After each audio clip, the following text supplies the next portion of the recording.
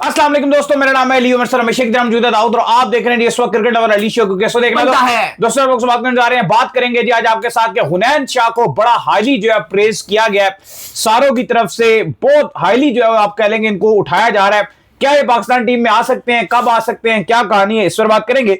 बात करेंगे PSL के फाइनल को लेकर बड़ी खुशखबरी आ गई है। क्लोजिंग सेरेमनी होने जा रही है भाई, ओपनिंग तो नहीं हो सकी लेकिन क्लोजिंग सेरेमनी होगी। क्या स्टोरी है वो आप लोग से शेयर करेंगे। पाकिस्तान टीम की जो टेस्ट रैंकिंग है वो इंप्रूव हुई है भाई, वो क्या कहानी आ रही है वो भी आप लोग से शेयर करेंगे। डेसन शनाका बड़े नाखुश है भाई आईपीएल को लेकर, और जाइए आईपीएल खेलने, क्या स्टोरी है इस पर बात करेंगे।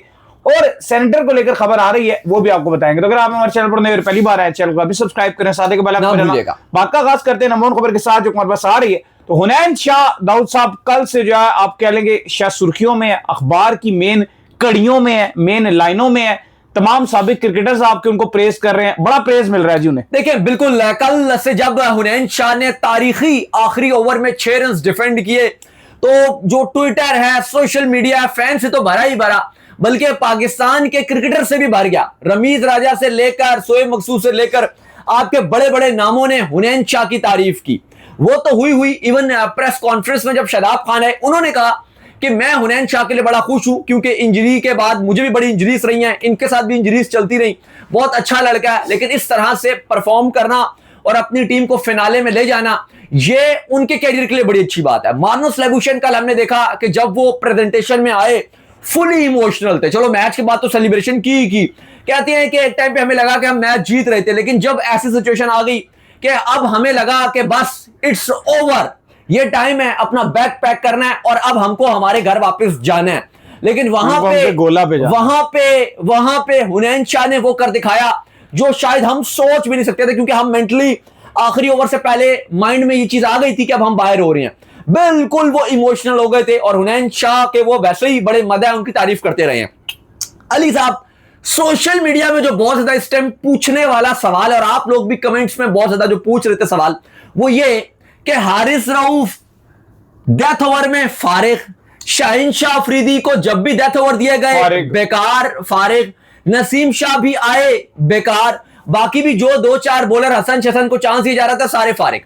तो क्या हुनैन शाह को पाकिस्तान टीम में मौका मिलेगा या मिल सकता है?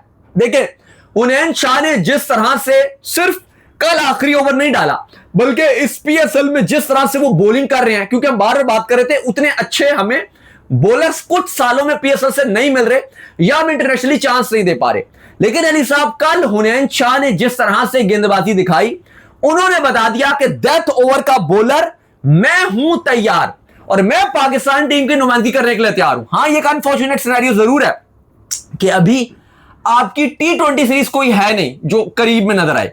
अभी आपकी जो एक बड़ी सीरीज है वो है ऑस्ट्रेलिया के अगेंस्ट ODI सीरीज। मैं व्हाइट बॉल की बात कर रहा हूं। टेस्ट आपके भी बांग्लादेश के साथ हैं, जो भी आपका कैंप भी लगा हुआ, आप प्रैक्टिस कर रहे हो। लेकिन अली साहब आपने ODI खेलने ऑस्ट्रेलिया के साथ, जो कि शेड्यूलिंग भी लगभग तैयार है। तीनों मैच लाहौर में खेले जाने हैं, 31 में, 2 जून और 4 जून को खेले जाएंगे कदाफी स्टेडियम लाहौर में।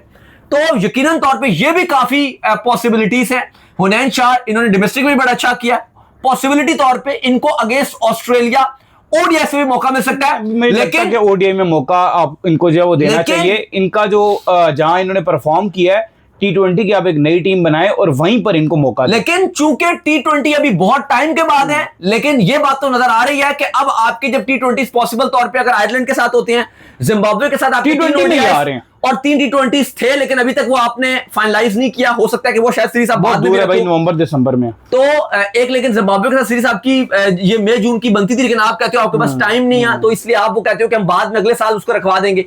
आयरलैंड के साथ आपकी नवंबर में सीरीज बन रही है।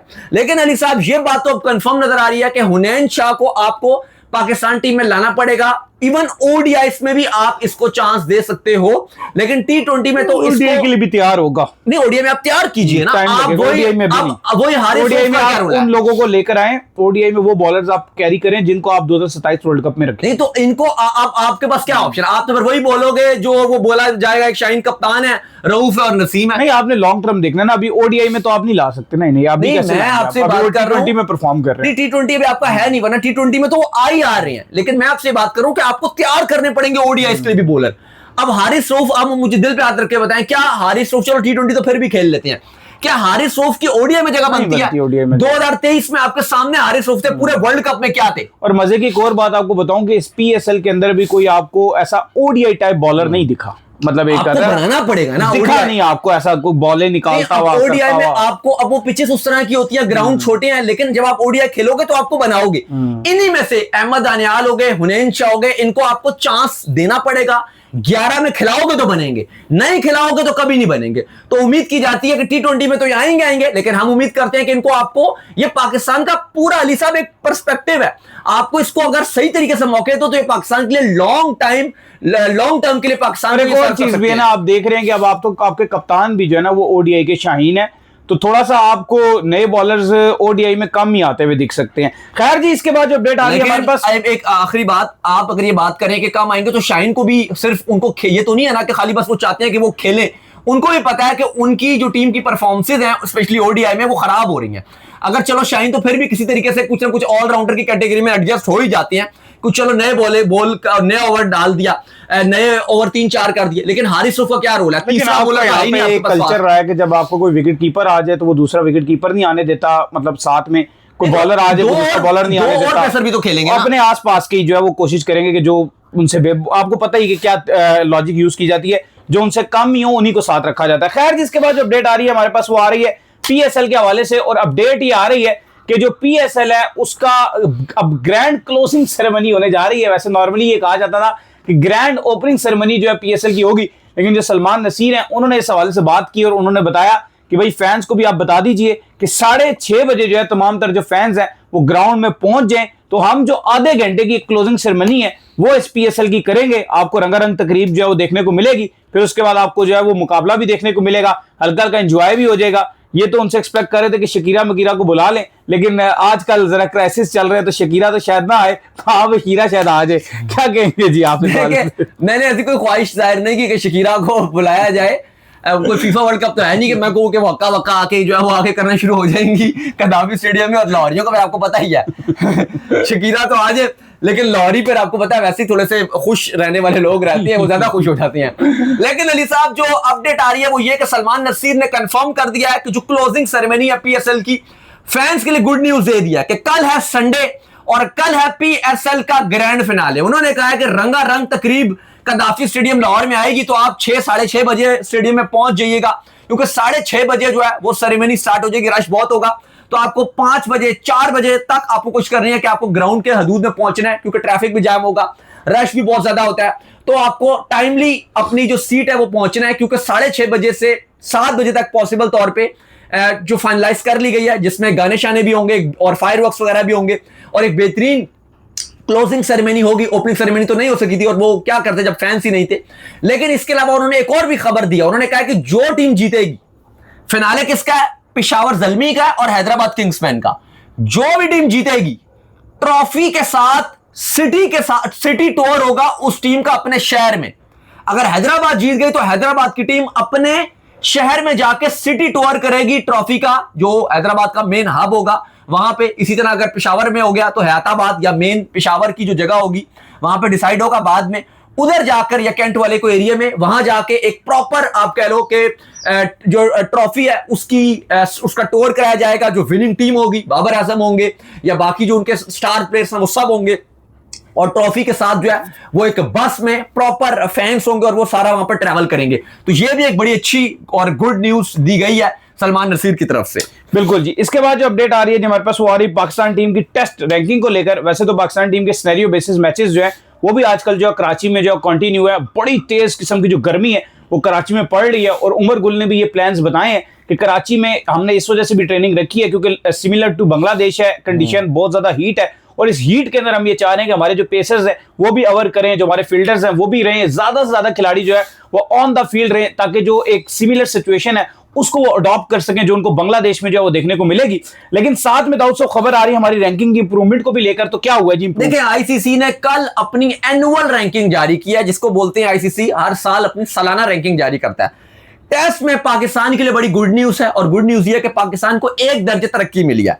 अलबत्ता ऑस्ट्रेलिया जो रैंकिंग जारी की है दोनों में बदस्तूर टॉप पे नजर आ रहा है, ऑस्ट्रेलिया आईसीसी जो टेस्ट रैंकिंग का नंबर 1 है, WTC के चैंपियन साउथ अफ्रीका नंबर 2 पे, भारत 3 पे, इंग्लैंड 4th पे, इंडिया को भी एक दर्जा तरक्की मिली है, इंग्लैंड 4th पे, न्यूजीलैंड 5th पे, पाकिस्तान 6ठे पे, श्रीलंका 7वें पे, वेस्ट इंडीज 8वें पे, बांग्लादेश 9वें पे, जबकि आयरलैंड इस एनुअल रैंकिंग में 10वें नंबर पे है। तो पाकिस्तान 7वें से 6ठे नंबर पे चला गया, लेकिन पाकिस्तान से ऊपर सारी जो टॉप की टीम्स है वो हैं, चाहे आप Australia, south Africa, India, England, New Zealand की बात करें, सारे टॉप पे हैं। पाकिस्तान से जो नीचे हैं वो श्रीलंका, वेस्ट इंडीज, बांग्लादेश और आयरलैंड, जो थकी थकी टीम है वो पीछे हैं।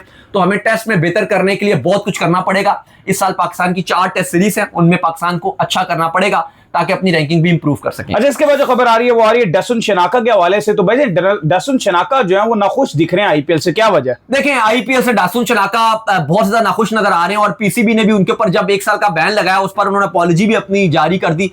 जब मुजराबानी पे 2 साल का बैन लगा तो उन्होंने पहले पाकिस्तान क्रिकेट बोर्ड से अपॉलॉजी की ताकि मेरे पर 1 साल का बैन लग सके, लेकिन वो बड़े नाखुश नजर आ रहे हैं क्योंकि डसन शनाका आईपीएल में सिर्फ हमें बेंच पर ही नजर आते हैं।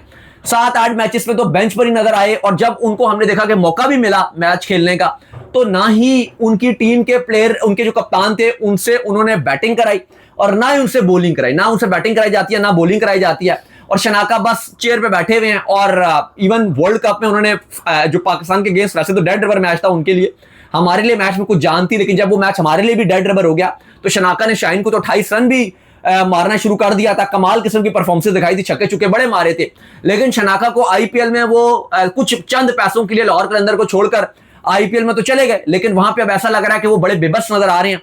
और सिर्फ ये नहीं है, पैसे तो बराबर ही थे, कुछ 1-8 करोड़ का ही फर्क था, कोई इतनी बड़ी अमाउंट का फर्क नहीं था। लेकिन अब उनको ये भी नजर आ रहा है कि अगले साल मुझे आईपीएल में कॉन्ट्रैक्ट भी नहीं मिला, आईपीएल ने मुझे रखना भी नहीं, अभी भी रिप्लेसमेंट के तौर पर उन्होंने ले लिया था, अगले साल उनको मौका तो नहीं मिलना। लेकिन मसला ये आ गया कि पीसीबी की तरफ से पीएसएल में उनको बैन लग गया, तो अगले साल उनको पीएसएल भी खेलने का मौका नहीं मिलेगा। तो सिर्फ मक्खियां और मच्छर मारेंगे, ना आईपीएल में खेलने का मौका मिला, पीएसएल में होते शायद थोड़े बहुत का फर्क था। इवन अगर वो डिमांड करते लाहौर कलंदर से कोई बहुत कोई 10-15 करोड़ तो उनको मिल नहीं रहे थे, वही 3-4 करोड़ पीएसएल में मिल रहे थे, 1-8 करोड़ एक्स्ट्रा मिल गया था। इवन अगर वो डिमांड करते लाहौर कलंदर से तो शायद उनको 1-8 करोड़ एक्स्ट्रा वो दे ही देते जो आईपीएल में लेके उनको मिल रहे थे। उनको लगा शायद उनकी आईपीएल में वैल्यू बढ़ जाएगी, ये हो जाएगा, वो हो जाएगा, लेकिन उल्टा वैल्यू गिर गई क्योंकि उनको खिलाया ही नहीं। तो वो पछता रहे हैं कि काश मैं पीएसएल ही खेल लेता। इवन अगर 2 सीजन पीएसएल के खेलता तो आईपीएल से शायद वो पैसे ज्यादा ही बन जाते। खैर, इसके बाद जो अपडेट आ रही है वो आ रही है मिचेल सैटनर के हवाले से। तो भाई मिचेल सैटनर जो है वो इंजरी का शिकार हो गए हैं और जो आयरलैंड और इंग्लैंड का जो टेस्ट है उससे वो बाहर हो गए हैं। दाऊद साहब, देखिए बहुत बुरी खबर है, आईपीएल से भी वो बाहर हो गए थे और उसके बाद अब मिचेल सैटनर 1 महीने के लिए बाहर हो गए। वो शोल्डर इंजरी थी और जब उसका स्कैन हुआ और जो रिपोर्ट्स आई हैं वो कम से कम 1 महीने से ज्यादा बाहर रहेंगे। और अब खबर यह आ रही है कि ना सिर्फ जो आयरलैंड के साथ न्यूजीलैंड का 1 टेस्ट मैच है उससे भी बाहर हो गए, और इंग्लैंड और न्यूजीलैंड का जो टेस्ट सीरीज है उसके पहले टेस्ट मैच से भी वो बाहर हो गए हैं। तो बिग ब्लो है मिचेल सैटनर के लिए, आईपीएल से भी गए, प्लस आयरलैंड का जो टेस्ट मैच था उससे भी गए, और प्लस ये जो इंग्लैंड और न्यूजीलैंड का टेस्ट सीरीज है उसके पहले टेस्ट मैच से भी बाहर हो गए हैं।